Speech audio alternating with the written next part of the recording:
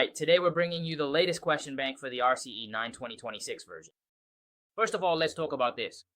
The content we're providing is currently quite stable. Also, because of the exam questions, certification exam is about to end. The 9.8 version is about to end, so there will not be much change in the future. So if you need it, you can contact us directly, right? Now let's first take a look at this. The main content for the RHCE section is all about one thing. There's only one topic, and that's Ansible. To put it simply, this specific service is essentially all about automation. By utilizing our specialized playbooks and direct commands, we can effectively manage various remote hosts. Wow!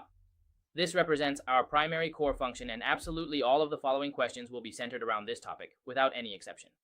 Therefore, the entire RHCE section is mainly and specifically focused on this particular content. First, our initial step is installation, which is actually our first question, installing and configuring this component. Next, let's take a closer look at the requirements of this question. The requirement is first to install and configure our Ansible. As for the installation, it's really just this service. Very simple. After remotely accessing the corresponding control host, you just need to install it as usual. The main focus is on the configuration after installation. So what exactly do we need to configure here? Well, the main thing is our host groups, which we will be working with in the following questions. Looking at nodes 1 through 5, these represent 5 different hosts. So here, in this next step, we need to carefully assign each of these hosts to their respective groups. Make sure to clearly specify the host inventory.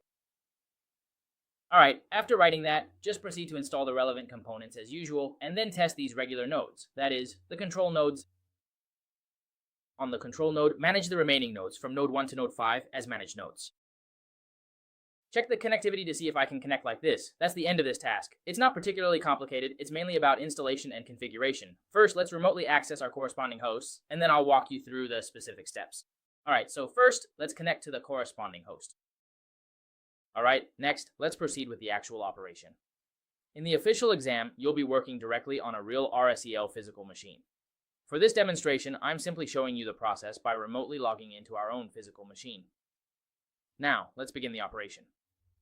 First, we'll use the SSH protocol to establish a remote connection to the machine, which is the method we'll continue to use throughout all of the following steps in this tutorial. This is essentially the centralized management control node, our primary management node. Once we've successfully established a secure connection, we can then begin initiating the installation of our various required services. Yeah. As for those exceptionally long links or complex file paths mentioned in the exam questions, you can conveniently copy and paste them exactly as they appear. They are all readily available for direct copying right from the source. First of all, the first step is to install Ansible. For some of the older versions, actually, Ansible, basically, you could just type the word Ansible and it would install, right? But for our current version, the main software package is actually called Ansible Core. So here, let's install it first and wait for it to finish. It'll just take a few dozen seconds. Let's get this environment set up first. Once it's installed, we can start creating things like our inventory group, as well as our working directory, configuration files, host groups, and so on. Now, let's go ahead and actually perform the operation. Let's wait for this to finish executing first. Once it's done, the very first step is to create a folder. That's because in our assignment, there are specific requirements for the paths of our inventory file and configuration file. So they're not using the default path under etc. It's not the default path. So everyone needs to pay close attention to this. Normally, when we install services, they're usually placed in the etc. directory, right? But in this case, the assignment specifically requires us not to do that. Instead, we're supposed to put them in our home directory. So after we've finished installing, the very first thing we need to do is create our own directory. This directory should be inside the home directory of the current management user, and then we'll create a folder within it. The ensemble directory, specifically the control ensemble directory. Look, here, students, there are these two directories. One is Ansible, and the other is roles. The Ansible directory is for our service, and the roles directory is for the roles we'll use later. So we're basically creating 2 levels of directories. After creating them, where do we navigate to with CD? First, we just need to go into the directory inside the home directory. We don't need to go further for now. We'll use the rest later. We don't need to use that for now, so how do we get started here? Let's take the files from our etc directory. As for the configuration files, what can you do with them? You can just move them to our current directory, because the etc directory does have configuration files. It really does have them. So here, what we're basically doing is, through the config command, we perform an initialization. Then where do we put it? Just use redirection to directly redirect it to our home directory, into the Ansible folder under the grab user's home directory. into the ansible.cfg directory. So here, what can we do? We can directly import this configuration file into our ansible.cfg file. Next, so what can we do? We can start editing the configuration file. Edit the configuration file. Of course, besides our configuration file, there are also collection directories that need to be created. Actually, all of these need to be set up, so the main task of the first question is to create some directories and files, right? Finally, we just need to do a simple edit. Let's pause for a short announcement. Friends, if you're currently preparing for this ITification exam, or if you've been studying for a while but don't feel your preparation is very efficient, this is something you shouldn't miss. Our team has been focused on its certification dumps for 16 years, doing one thing consistently, organizing the most up-to-date, most exam-accurate, and easiest to use dumps to help candidates pass their exams more efficiently. Our dumps closely follow official exam updates. They are stable, highly accurate, and well aligned with real exam questions, allowing you to prepare with more confidence while spending less time. If you'd like to get the dumps for this exam and pass the certification faster, you can contact us directly via WhatsApp or YouTube private messages. We're happy to explain the latest update dates, dump stability, exam policies in different countries, as well as any current purchase discounts. Everything is clear and transparent before you decide.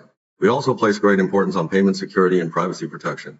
The entire purchasing process is simple and secure, with no unnecessary data collection. Your personal information and privacy are fully protected. In addition, we provide 24/7 consultation and after-sales support. Whether you're just getting started or running into issues right before the exam, our support team will patiently and professionally help you analyze and solve problems. You're never preparing alone. Beyond this specific exam, our dumps cover almost all major IT certification tracks. If you plan to pursue other IT certifications in the future, feel free to reach out anytime. We'll give recommendations based on your goals. There actually aren't that many skills involved here. After we've made the changes, we can go ahead and directly edit our Ansibles. After opening the file, what are the main things we need to modify? First, our host inventory file and the remote user. All of these need to be specified. Yes, they all need to be specified. Divorce is our default configuration path, which is basically a global configuration equivalent to a global setting. Then, as you can see, almost everything inside is commented out, right? It's all comments. Because actually, there are some configurations in here, so if you want to look for them, you can search for them yourself, right? But if you really don't want to look, there's actually no need to. So what can you do? You can just start editing directly under the default section. It's not like you have to find all these configurations and then look for the comments. That's just too much trouble. Honestly, it is a bit of a hassle, so why not just do this? Why not just edit it directly here, right? Just go ahead and make the changes. Right here, you mainly need to pay attention to a few paths. Just make sure you write them correctly. The inventory here is our list of hosts. This is a related matter, so when you're writing here, pay attention to how it's done in Ansible. In a bit, we'll still need to edit it. We'll still need to edit our host inventory file. For now, let's just set the path correctly here, right? Later, we can match it to the corresponding file. Next, for the remote user, as for the related details, just fill them all in. Just write them all down. Here, this is our host key checking. We'll turn it off here.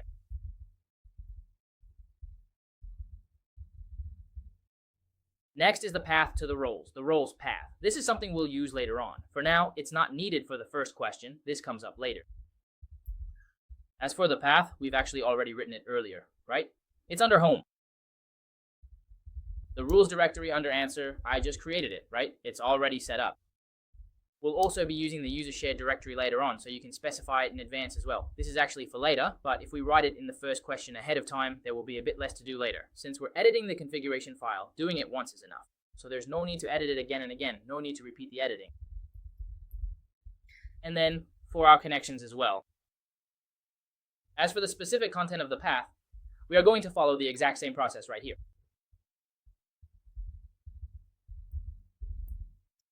We can just write it in advance as well.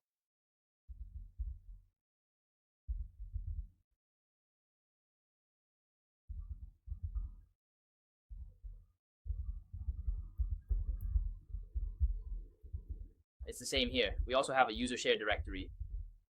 This is actually content from the later part as well. It's also from the later section. Now these two, especially the rules and collections below, are configurations related to the two questions that will be mentioned later. We're setting them up in advance for the first question, right? So later on, you actually don't need to come back in here. Of course, if you want to do it later on, You can also write it later. The main thing here is to pay attention to the path. Don't get it wrong, it's easy to make a mistake. Actually, for this recording, you can also just copy the content directly from outside, right? Copy it into the file. This method works too. It's also fine. And then there's another thing here, which is about permissions. As for permissions, you don't set them inside here. So where do you set them? It's in you configure these settings in the privileges section as soon as we reach that specific part. If you want to, you can just make your edits directly down below.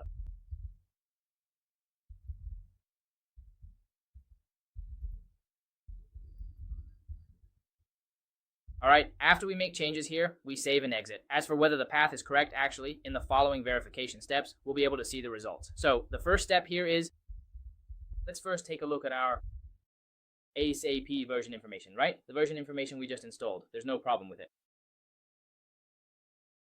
Next, we have some queries related to various components and things of that nature. Here, our primary area of interest and focus is on viewing commands, specifically viewing commands. Now, actually, what are we missing at this particular stage? What are we missing right now? We're missing something very important, right? It's obvious that we're missing something crucial, which is, what are we lacking now? We're missing a theme manifest file. Yes, we're missing the theme manifest file. That is, in the home directory, we have in our home directory, there's a file called inventory. We actually haven't edited this file yet, so what should we mainly write in this file? Basically, it's according to the requirements of the question. Yes, write it according to the requirements of the question.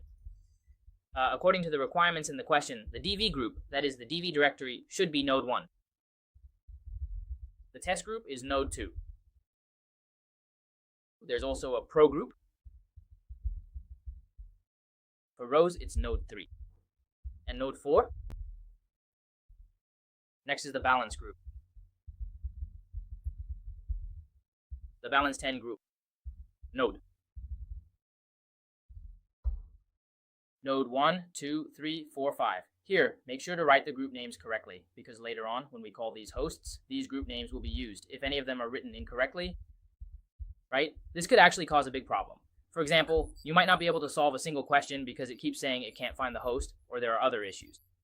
It can't connect, right? In these cases, next, we'll use the inventory command to take a look at the current situation. The information in the host inventory, right? This includes we have the balanced development and testing environments, right? Along with our main web service, the pro version, and so on. All 5 of these hosts, labeled 1, 2, 3, 4, and 5, are listed right there, aren't they? Okay, so next, what is the best way for us to verify this setup? PC. The final step in our process is to verify, which simply means we should just try to ping each of them to confirm connectivity, right? We'll use our module to check the connectivity. If we can connect successfully, that means there's no problem, right? We can see here, counting the nodes, 2, 3, 4, 5, 1, there are no issues. All connections succeeded. Of course, this isn't actually a ping. It's actually an SH command. The remote connection check isn't a ping. It's unrelated. Our P module works like this. All right, so these are the steps for our example problem. And here, first of all, at this point, actually, the first question is finished. The first question ends here. As for our exam environment, it's actually considered complete at this point. However, since we're in a practice environment, there are still some configurations that we need to check again. We need to check if there are any issues, like with certain commands. The reason is that in the following questions, we'll be dealing with, for example, commands like podman. And also things like this. Things like our Ansible images, collections, and so on. There are a few items we need to verify. There are some things we need to check. This part won't be relevant during the actual exam. Here, we're just saying, you see here it shows a successful login, so there's no problem with this. This is the verification in our practice environment. The exam service and exam environment verification will definitely be fine. I believe the environment will always be fine. Here, we're just checking whether our environment is functioning properly, right? You see here, we're able to use Podman to download this. The image, right? If you can download the image, what does that mean? It means there's no problem, right? The connection is normal. Here, the main thing is to verify the connection with Podman. Although container-related questions aren't part of our CSA section, actually later on in section C, it will also use this to download some things here. We basically won't need to use the program command later on. We're just saying that through Podman, we'll download some environments and some content needed for later questions. Here, we're just verifying the steps. Actually, it's not about being normal or not. It's just that there's no need to execute it anymore. This is our first question. Let's just let it download for now. There's nothing much to look at here. This is our first question, right? It's actually not very complicated. Right? It's not complicated. So here, after these steps are completed as usual, there's nothing else you really need to pay attention to. Next, you can actually start to, execute it. In fact, the first question doesn't really involve too many Ansible commands, right? There's just one Ansible command. mpin, right? That's basically it. Yeah, that's all there is to it. So this is our specific example. As for the content of the first question, up to this point, this is actually our final verification step. Here, you must be able to see these, right? A large number of what? A large number of components, a lot of features, because in the following commands, we will actually be using various different functions. Yeah, we'll be using all sorts of wireless functions like these. If there are none here, or only a few, then something is definitely wrong. This page should be full, right? It should definitely be full. At least 21 out of a total of 29 entries, right? If there aren't enough, please pay attention to this and just restore the environment again, because the environment we've provided for you actually has snapshots. Yes, you can reset the environment using the snapshot, right? As long as you make sure the environment is fine, you can continue with the following questions. Because for the first question, if there's an issue with the environment, your installation won't work properly, right? There shouldn't be any errors during installation. Installation itself shouldn't go wrong, right? But if there's a problem with the environment, it will affect the questions that come after. All right, just pay attention to this point. But during the exam, there's no need to worry. Just follow the steps one by one as usual. Okay, that's it for this part. This covers the first question of the second CE, as well as some important notes regarding the environment for the following tasks. So that's all for today's content. In the future, I will continue to provide explanations for the following questions. If you're interested, feel free to discuss in the comments section below. If you need the question bank, right? Because actually, by the end of this year, version 9 will be completely phased out and a new version will be launched. If you want to take advantage of this, right? This final period when the questions and the question bank are still relatively stable.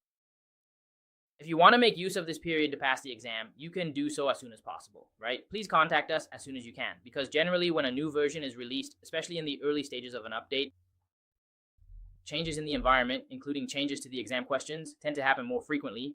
Generally, in the later stages of a certification, things become a bit more stable. So, if anyone needs the RCE certification, right, including both RCSAE and RCE certifications, you can send us a private message directly in the comments section below. All right, that's all for today. Goodbye, everyone.